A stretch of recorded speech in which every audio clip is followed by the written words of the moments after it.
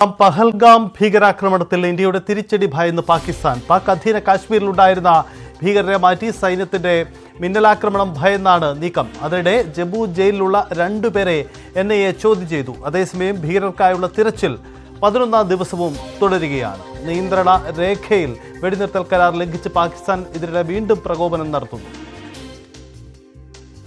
രാകേഷ് ചേരുന്നു. രാകേഷ്, ഭീകരരെ അതിർത്തി മേഖലയിൽ നിന്നും പാകിസ്ഥാൻ മാറ്റുന്നു എന്നത്, പാകിസ്ഥാൻ നേരത്തെ തന്നെ ഭീകരർക്ക്, ലഷ്കർ-ഇ-തോയ്ബ ഭീകരർക്ക് സംരക്ഷണം കൊടുക്കുന്നു എന്ന കാര്യം നേരത്തെ തന്നെ പുറത്തു വന്നതാണ്.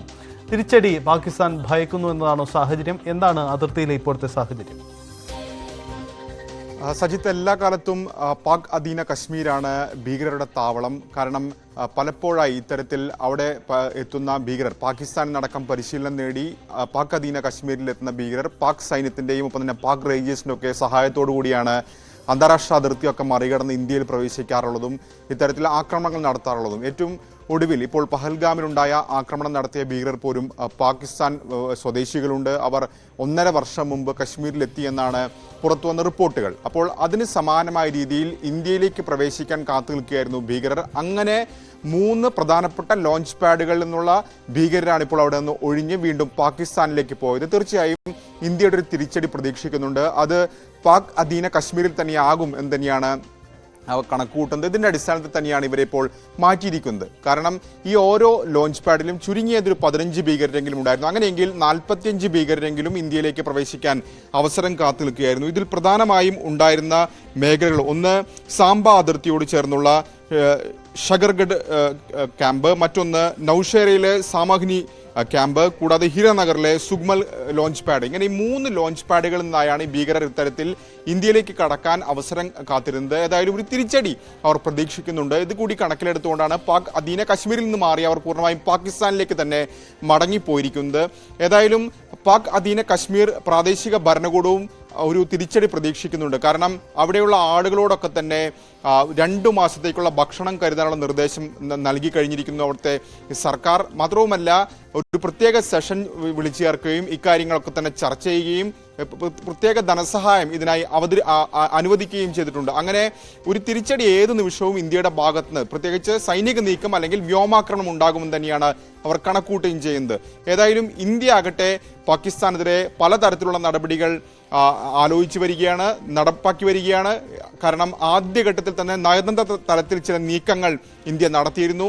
മാത്രവുമല്ല, ഇൻഡസ് നദീജല കരാർ റദ്ദാക്കിയിരുന്നു, വിസ റദ്ദാക്കിക്കൊണ്ടുള്ള നടപടിയിലേക്ക് പോയി. ഇപ്പോൾ ഏറ്റവും ഒടുവിൽ ഇന്ത്യയുടെ ഭാഗത്തുനിന്നുണ്ടാക്കുന്ന തീരുമാനം, അതായത് ഗ്രേ പട്ടികയിൽ ഉൾപ്പെടുത്താനുള്ള നീക്കമാണ് ഇപ്പോൾ ഇന്ത്യ ആരംഭിച്ചിരിക്കുന്നത്. കാരണം ഭീകരവാദ വിരുദ്ധ പ്രവർത്തനങ്ങൾ തടയാനുള്ള ഒരു സംഘടന, അതായത് FATF-ന്റെ ഇത്തരത്തിൽ കാര്യങ്ങളൊക്കെ നിരീക്ഷിക്കുന്നതാണ്. അതിൽ ഗ്രേ പട്ടികയിൽ ഉൾപ്പെടുത്താനുള്ള നീക്കമാണ് ഇന്ത്യ നടത്തുന്നത്. കാരണം 2018 വരെ പാകിസ്ഥാൻ ഈ ഗ്രേ പട്ടികയിൽ ഉണ്ടായിരുന്നു. അതിനുശേഷം അത് നീക്കി. പിന്നീട് ഇപ്പോൾ ഏതായാലും ഇത്തരത്തിൽ പാകിസ്ഥാനെ വീണ്ടും, കാരണം ഭീകരവാദത്തിന് ഫണ്ട് ചെയ്യുന്നു, പ്രോത്സാഹിപ്പിക്കുന്നു തുടങ്ങിയ കാര്യങ്ങൾ ഉന്നയിച്ചുകൊണ്ട് ഈ ഗ്രേ പട്ടികയിൽ ഉൾപ്പെടുത്താൻ നീക്കം. അങ്ങനെ വരുമ്പോൾ പലതരത്തിലുള്ള സഹായങ്ങൾ അവർക്ക് ഇല്ലാതാകും. അത്തരം നീക്കം കൂടി ഈ ഘട്ടത്തിൽ ഇന്ത്യയുടെ ഭാഗത്ത് നടക്കുന്നുണ്ട്. ഒപ്പം IMF-ന്റെ സാമ്പത്തിക സഹായം നിർത്തലാക്കാനുള്ള ഇടപെടലും, ഈ വിഷയങ്ങളൊക്കെ ഉന്നയിച്ചുകൊണ്ട് ഇടപെടലും ഇന്ത്യയുടെ ഭാഗത്ത് നിന്ന് നടക്കുന്നുണ്ട്. അങ്ങനെ പാകിസ്ഥാന്റെ സൈനിക തലത്തിലുള്ള നടപടിക്ക് പുറമെ മറ്റു തരത്തിലുള്ള ഇടപെടലുകൾ കൂടി ഇന്ത്യ ആലോചിച്ച് വരികയാണ്. ഇനി NIA അന്വേഷണത്തിലേക്ക് കടക്കുകയാണെങ്കിൽ NIA അന്വേഷണവും ഒരു വശത്ത് ഊർജിതമായി തന്നെ നടക്കുന്നുണ്ട്. കാരണം കഴിഞ്ഞ ദിവസങ്ങളിലൊക്കെ തന്നെ പഹൽഗാമിലെത്തി തെളിവെടുത്തിരുന്നു, പലരെയും ചോദ്യം ചെയ്തിരുന്നെങ്കിൽ ഇപ്പോൾ ജമ്മു ജയിലിൽ കഴിയുന്ന 2 പേരെ കൂടി ചോദ്യം ചെയ്തിരിക്കുകയാണ് NIA സംഘം. കാരണം 2023-ൽ ഒരു ഭീകരാക്രമണം സംസ്ഥാനത്ത് നടന്നിരുന്നു, ജമ്മുവിൽ നടന്നിരുന്നു.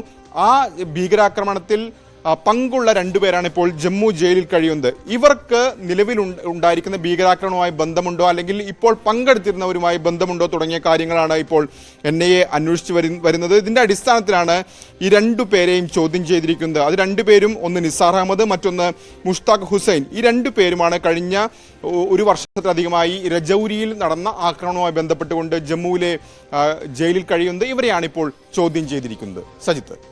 ഓക്കെ രാകേഷ്, ഇതിനിടയിൽ ഒരു കാര്യം കൂടി, കോൺഗ്രസ് നേതൃത്വം പലപ്പോഴും ഈ യുദ്ധ വിഷയങ്ങളിൽ പ്രതികരണം നടത്തി വിമർശനം കേട്ടതാണ്. ഒടുവിൽ കോൺഗ്രസ് തീരുമാനമെടുത്തതാണല്ലോ, പ്രവർത്തകർക്ക് കൃത്യമായ നിർദ്ദേശം കൊടുത്തതുമാണ്. പക്ഷേ അതിനിടയിലാണ് മുൻ പഞ്ചാബ് മുഖ്യമന്ത്രി ചരൺജിത് ചന്നി വിവാദ പ്രസ്താവനകൾ നടത്തുന്നത്. ഇത് സംബന്ധിച്ച് BJPയും ശക്തമായി രംഗത്ത് വരികയാണ്. വീണ്ടും രാഷ്ട്രീയ വിവാദം ആ തരത്തിലും തുടരുകയാണോ?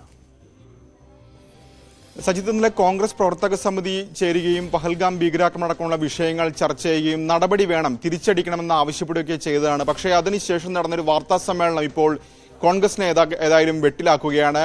പഞ്ചാബ് മുൻ മുഖ്യമന്ത്രിയും ലോക്സഭാംഗവുമായ ചരൺജിത് സിംഗ് ചന്നി നടത്തിയ പ്രസ്താവനയാണ് ഇപ്പോൾ വിവാദം BJP വലിയ തോതിൽ ആയുധമാക്കിയിരിക്കുന്നത്. കാരണം ഒരു ചോദ്യത്തിന് മറുപടി പറയുകയാണ്.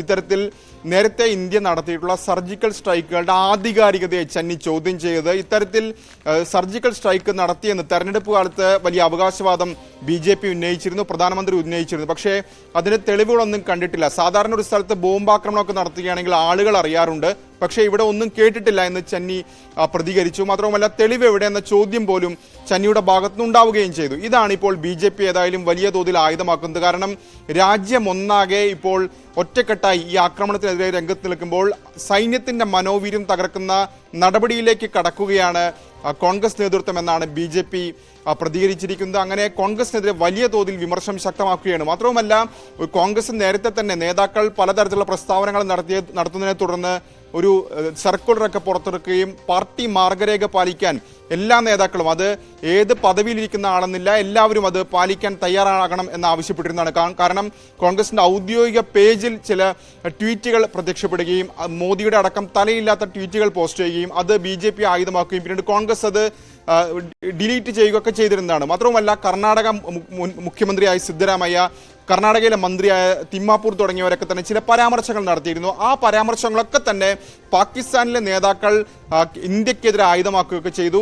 അതേ തുടർന്നാണ് കോൺഗ്രസ് ഇത്തരത്തിലൊരു സർക്കുലർ ഇറക്കാൻ പോലും നിർബന്ധിതരായത്. പക്ഷേ അത്തരം സർക്കുലർ ഉണ്ടെങ്കിൽ പോലും വീണ്ടും നേതാക്കളുടെ ഭാഗത്ത് നിന്ന് ചില പ്രസ്താവനകൾ അത് പാർട്ടിയെ വെട്ടിലാക്കുകയാണ്. ഏതായാലും ഇപ്പോൾ ചന്നി വിശദീകരണവുമായി രംഗത്ത് വന്നിട്ടുണ്ട്. താൻ തെളിവ് ചോദിച്ചിട്ടില്ല, തന്റെ വാക്കുകൾ വളച്ചൊടിച്ചു എന്ന പ്രതികരണമാണ് ഇപ്പോൾ ചന്നി നടത്തിയിരിക്കുന്നത്. സജിത്ത്. ഓക്കെ രാകേഷ്, ഒരു കാര്യം കൂടി നമുക്കറിയാം, ഈ NIA ആ മേഖലയിൽ പെഹൽഗാം അടക്കമുള്ള സ്ഥലങ്ങളിൽ പരിശോധന പലവട്ടം നടത്തിയ അന്വേഷണം തുടരുകയാണ്. ഇന്നലെ കൂടുതൽ ശാസ്ത്രീയ ഉപകരണങ്ങൾ ഉപയോഗിച്ചുകൊണ്ട് പെഹൽഗാമിലെ ആ സംഭവ സ്ഥലത്ത് കൂടുതൽ പരിശോധന നടത്തിയെന്ന റിപ്പോർട്ടുകൾ കൂടി വന്നിരുന്നല്ലോ. ഇപ്പോൾ NIAയുടെ നീക്കം എങ്ങനെയാണ്? കൂടുതൽ ആളുകളെ ചോദ്യം ചെയ്യുന്നുണ്ടോ? അന്വേഷണം സംബന്ധിച്ച്, കാരണം ഇതുവരെയും ഈ ആക്രമണം നടത്തി തീവ്രവാദികളെ കിട്ടിയിട്ടില്ല, അവർക്ക് വേണ്ടിയുള്ള തിരച്ചിലും തുടരുകയാണോ? സജിത്ത്, ഈ 11 ദിവസമായി ഈ ആക്രമണം നടന്നിട്ട് പക്ഷേ ഈ ഭീകരരെ കണ്ടെത്താൻ കഴിഞ്ഞിട്ടില്ല എന്നത് വസ്തുതയാണ്. അതിന് പ്രധാനപ്പെട്ട കാരണം ഈ മേഖലയുടെ ഭൂമിശാസ്ത്രപരമായ പ്രത്യേകതയാണ്. ഒന്ന്, വലിയ മരങ്ങളുള്ള, അതായത് ഇടതൂർന്ന വനമാണിത്. അതിനിടയിൽ തന്നെ ചെറിയ കുറ്റിക്കാടുകളുണ്ട്. ഏതാണ്ട് ഒരാൾ വലിപ്പത്തിൽ കുറ്റിക്കാടുള്ള മേഖലയാണ്. അപ്പോൾ ഭീകരരെ അത്ര പെട്ടെന്ന് അവിടെ കണ്ടെത്തുക പ്രയാസമാണ് എന്നാണ് സൈന്യം തന്നെ, സുരക്ഷാ സേന തന്നെ വ്യക്തമാക്കിയിട്ടുള്ളത്. മാത്രവുമല്ല ഈ കിഷ്ത്വാർ അടക്കമുള്ള മേഖലയിൽ സാധാരണഗതിയിൽ വനമേഖലയിൽ മഞ്ഞ് വീഴുന്ന പതിവുണ്ട്. എപ്പോഴും മൂടിക്കെട്ടിയ ഒരു അന്തരീക്ഷമാണ് ഉണ്ടാവാറുള്ളത്. പക്ഷേ ഇത്തവണ അങ്ങനെയല്ല, അവിടെ താരതമ്യേന മഞ്ഞു കുറവായിരുന്നു. അപ്പോൾ ഈ വനമേഖലയിലൂടെ ജമ്മുവിൻ്റെ പല മേഖലയിൽ നിന്ന്, കശ്മീരിലെ താഴ്വരയിൽ നിന്ന് ജമ്മു വരെ സഞ്ചരിക്കാൻ ഭീകരർക്ക് എളുപ്പമാണ് എന്നാണ് ഇപ്പോൾ സൈന്യം പറയുന്നത്. അതുകൊണ്ട് തന്നെയാണ് പ്രാദേശിക തലത്തിലുള്ള വിവരങ്ങൾ കൂടി അടിസ്ഥാനപ്പെടുത്തിക്കൊണ്ടാണ് ഒരു അന്വേഷണം, തെരച്ചിൽ ഊർജിതമായി നടക്കുന്നത്. ഒപ്പം ഡ്രോണുകളുടെ അടക്കം സൗകര്യം ഉപയോഗപ്പെടുത്തുകയും ചെയ്തിട്ടുണ്ട്. 4 തവണ അവരെ ലൊക്കേറ്റ് ചെയ്തതാണ്. പക്ഷേ അവർക്ക് ഈ സ്ഥലം അറിയാവുന്നതുകൊണ്ട് തന്നെ രക്ഷപ്പെടുകയായിരുന്നു. അതിൽ ഒരു തവണ വെടിവെപ്പിലേക്ക് കാര്യങ്ങൾ നയിക്കുകയും ചെയ്തിരുന്നു. അതാണ് ഈ തെരച്ചിലുമായി ബന്ധപ്പെട്ട വിവരങ്ങൾ. മറ്റൊന്ന് NIA അന്വേഷണമാണ്. മറ്റ് കേസുകളെ അപേക്ഷിച്ച് NIAക്ക് കൂടുതൽ തെളിവുകളുള്ള കേസാണിത്. കാരണം സാധാരണഗതിയിൽ ഈ ആക്രമണം നടക്കുമ്പോൾ ഒന്നും തന്നെ അതിൻ്റെ ദൃശ്യങ്ങളൊന്നും തന്നെ ഉണ്ടാകാറില്ല. പക്ഷേ ഈ കേസിലേക്ക് വരുമ്പോൾ അവിടെ നിരവധി സഞ്ചാരികൾ ഉണ്ടായിരുന്നു. അവരെല്ലാം തന്നെ ഈ ദൃശ്യങ്ങൾ മൊബൈലിൽ പകർത്തിയിരുന്നു. സാക്ഷികളുണ്ട്. അവിടെ ഈ കുതിരവണ്ടി വന്ന ആളുകളുടെ മൊഴികളുണ്ട്, രക്ഷപ്പെടുത്തിയ ആളുകളുണ്ട്. അങ്ങനെ നിരവധി പേര്, ഇത് കണ്ട ആളുകൾ നിരവധിയാണ്. അവരുടെയൊക്കെ തന്നെ തെളിവുകൾ ശേഖരിച്ചിരുന്നു. ഇതിൻ്റെ ആക്രമണ രംഗം വീണ്ടും ചിത്രീകരിച്ചിരുന്നു. മാത്രമല്ല 3D മാപ്പിംഗ് കൂടി നടത്തിക്കൊണ്ടുള്ള നടപടിയിലേക്ക് കൂടി NIA കടത്തിയിരുന്നു. അങ്ങനെ ഒരു വിശദമായ അന്വേഷണത്തിലേക്ക് NIA കടക്കുകയാണ്. അതാണിപ്പോൾ ഏറ്റവും ഒടുവിലത്തെ സാഹചര്യം. അതിനിടയിലാണ് NIAക്ക് പുതിയ തെളിവുകൾ കൂടി അല്ലെങ്കിൽ വിവരങ്ങൾ കൂടി ലഭിച്ചിരിക്കുന്നത്. കാരണം ഈ ഓൺ ഗ്രൗണ്ട് വർക്കർമാരുടെ ചിലർ നിലവിൽ ജയിലിലുണ്ട്. അവർക്ക് ഇതുമായി ബന്ധമുണ്ട് എന്നാണ് പറയുന്നത്. കാരണം ഈ OGWമാരെ ഏതാണ്ട് 150 പേരെ ചോദ്യം ചെയ്തിരുന്നു. അതിൽ തന്നെ 15 പേർക്ക് ഈ സംഭവവുമായി ബന്ധമുണ്ട്. 5 പേരെങ്കിലും ചുരുങ്ങിയത് ഈ സംഭവം നടക്കുന്ന സമയത്ത് പഹൽഗാമിൽ ഉണ്ടായിരുന്നു എന്നാണ് പറയുന്നത്. അതിൽ 5 പേരെ നിലവിൽ കസ്റ്റഡിയിലുമുണ്ട്. അവരെ കൂടി ചോദ്യം ചെയ്തതിന്റെ അടിസ്ഥാനത്തിലാണ് ഇപ്പോൾ ജമ്മു ജയിലിൽ കഴിയുന്ന 2 പേരെ കൂടി ചോദ്യം ചെയ്യുന്ന തലത്തിലേക്ക് ഇപ്പോൾ NIA കടന്നിരിക്കുന്നത്. രാകേഷ് സൂചിപ്പിച്ചതുപോലെയാണ്. എന്തായാലും പ്രാദേശിക സഹായം ഈ ഭീകരർക്ക് കിട്ടിയിരുന്നു എന്ന് തന്നെയാണ് NIA ഇതുവരെയുള്ള വിലയിരുത്തൽ. അത് സംബന്ധിച്ച തെളിവുകൾ ശേഖരിക്കപ്പെടുകയാണ്. അങ്ങനെയെങ്കിൽ അതാര് എന്നതാണ്. സമാധാനപരമായിരുന്ന കശ്മീർ താഴ്വരയിലേക്ക് വീണ്ടും ഈ ഭീകരത കൊണ്ടുവരുമ്പോൾ അതിൻ്റെ വേരറുക്കേണ്ടതുണ്ട്. അതിൻ്റെ തുടർ നീക്കങ്ങളാണ് പ്രതീക്ഷിക്കുന്നത്. ഇതിനിടയിൽ അതിർത്തിയിൽ വീണ്ടും പ്രകോപനമുണ്ടാകുന്നതുണ്ട്. സൈന്യം അതീവ ജാഗ്രതയിലാണ്.